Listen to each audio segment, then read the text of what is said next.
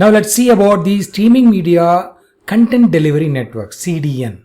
Look at this, you would have heard about CDNs, right?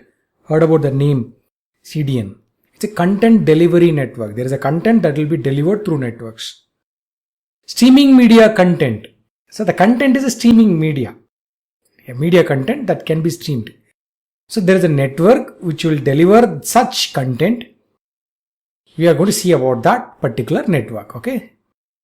The internet has rapidly emerged as a mechanism for users to find and to retrieve content.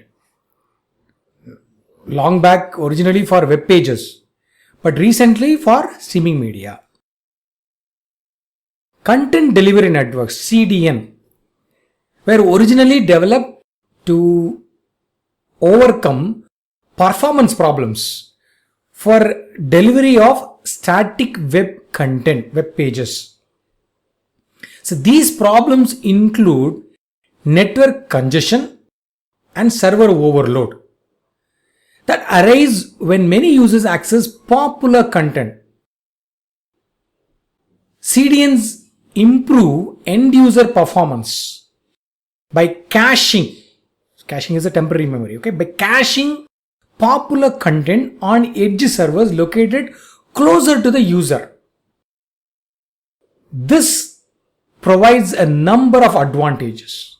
First, it helps prevent server overload, since the replicated content can be delivered to users from edge servers.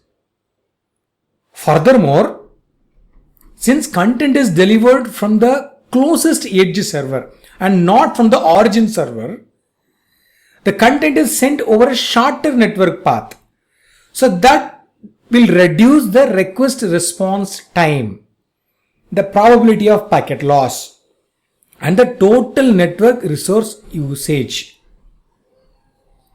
While CDNs were originally intended for static web content, recently they are being designed for delivery of streaming media as well.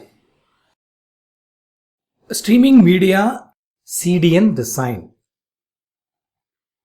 A streaming media CDN is a CDN that is explicitly designed to deliver streaming media as opposed to static web pages.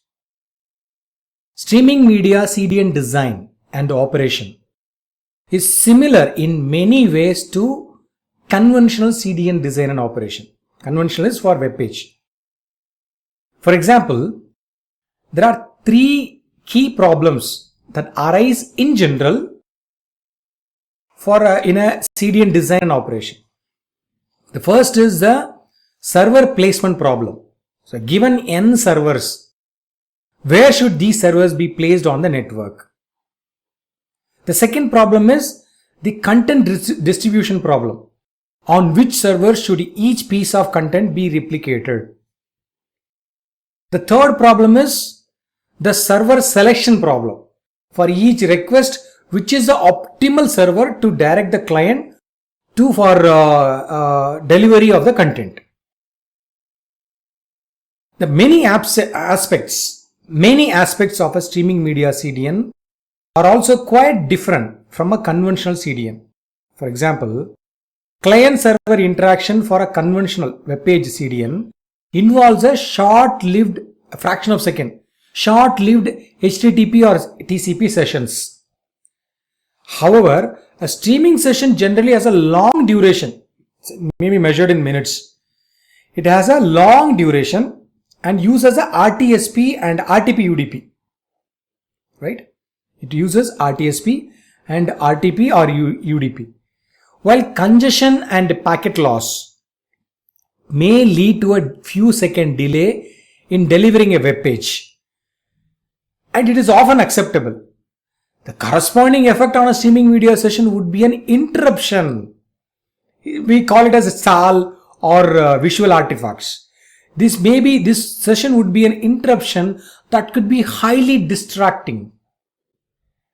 Clearly, delay, packet loss, and any form of interruption can have a much more detrimental effect on video streaming.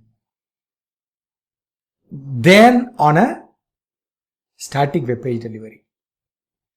In addition, in a conventional CDN, each piece of content, that is web page, is relatively small, on the order of tens of kilobytes, can be replicated in its entirety on each chosen server. However, streaming media such as movies will have a longer duration and require a significant amount of storage. So on the order of megabytes or sometimes gigabytes. And therefore it is often not practical or desirable to replicate the entire video stream on each chosen server. Instead, the video can be partitioned into parts and only a portion of each video is cached on each server. There are many interesting problems related to caching of video. You can refer other video sessions, or you can refer web pages, see that, understand. Two other capabilities that are important for streaming media CDN and are of lesser importance for a conventional CDN for a web page distribution. They are multicast and server handoff. Multicast is clearly a highly desirable capability for streaming a popular media. While wide area IP multicast is currently not available in internet, a streaming media CDN can be explicitly designed to provide this capability via application layer multicast. That is, the infrastructure in the streaming media CDN provide an overlay on the internet and are used as a nodes for multicast tree. The communication between nodes employs only simple ubiquitous IP service, thereby avoiding the dependence of IP multicast. Another important capability is handoff between streaming servers. Because streaming media sessions are long-lived, it is sometimes required to perform a midstream handoff from one streaming server to another. This functionality is not required for web page delivery, where the sessions are very short in duration. Furthermore, when the streaming session involves transcoding, midstream handoff of the transcoding session is also required between servers. Another important topic is multiple description streaming media CDN, MD CDN. CDNs have been widely used to provide low latency, scalability, fault tolerance, and load balancing for the delivery of web content, and more recently streaming media. Another important advantage offered by streaming media CDNs is their distributed infrastructure. The distributed infrastructure of a CDN can be used to explicitly achieve path diversity between each client and multiple nearby edge servers. Furthermore, appropriately coupling the MD coding with this path diversity can provide improved reliability to packet losses, link outages, and server failures. This system is referred to as multiple description streaming media content delivery network, or an MD CDN for short. An MD CDN operates in the following manner. There are 4 steps. First one is MD coding is used to code a media stream into multiple complementary descriptions. The second is the different descriptions are distributed across different edge servers in the CDN. The third one is when a client requests a media stream, it is directed to multiple nearby servers that host complementary descriptions. And the fourth one is the client simultaneously receives the different complementary descriptions through different network paths from different servers. That is, the existing CDN infrastructure is exploited to achieve path diversity between multiple servers and each client. In this way, Disruption in streaming media occurs only in less likely case when simultaneous losses afflict both paths.